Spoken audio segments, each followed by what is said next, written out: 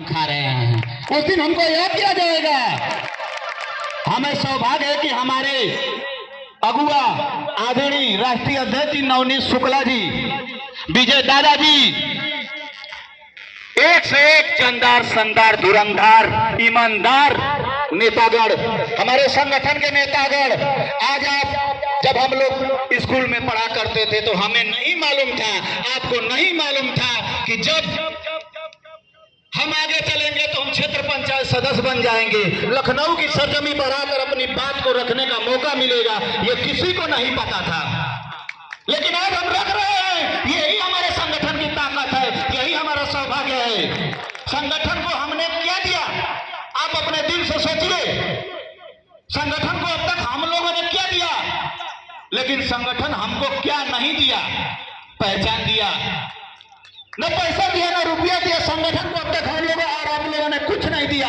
दिया है तो सहयोग दिया है, और यह संगठन चल रहा है तो आप लोगों की सहयोग से वजह से चल रहा है। और हमारे नेता के अंदर वो गुण है कि आप लोगों का सहयोग इसी प्रकार से बना रहा तो आशा नहीं, मैं पूर्ण विश्वास दिलाता हूं, अच्छे से अच्छे सरकार को झुकाने की ताकत हमारे नेता रखते हैं।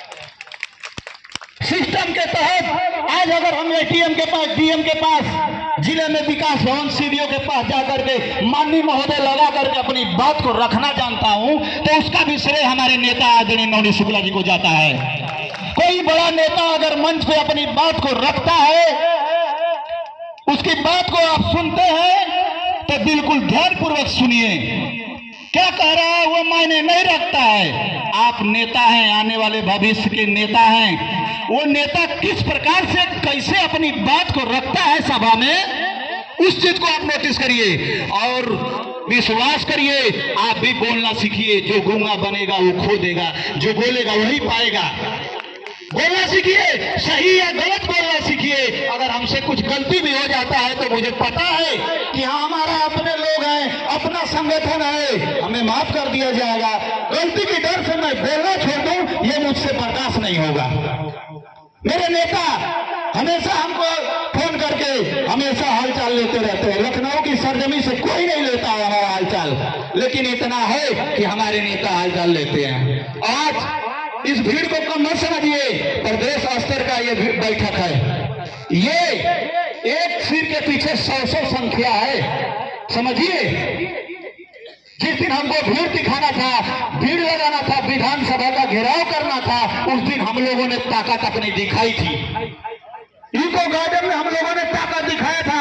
आज तो इतना शानदार मौसम है, लेकिन उस दिन को हम भूल नहीं पाते हैं।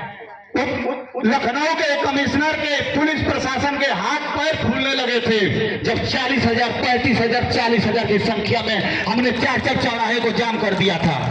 50 किस्म के धरने इको गार्डन में चलते हैं और चलते रहते हैं, निर्णय नहीं आता है।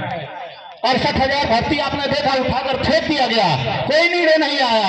68,000 की संख्या थी, लेकिन उनका संगठन, उनका धरना कमजोर था। और हम लोग भी 88,000 ही उत्तर प्रदेश में हैं, लेकिन जिस प्रकार से इको गार्डन के गेट पे अपने प्रदर्शन को सही तरीके से, सुयोजित तरीके से हम लोगों ने अपने नेता की अगुवाई में रखा, प्रशासन के हाथ पर फूलने लगे थे।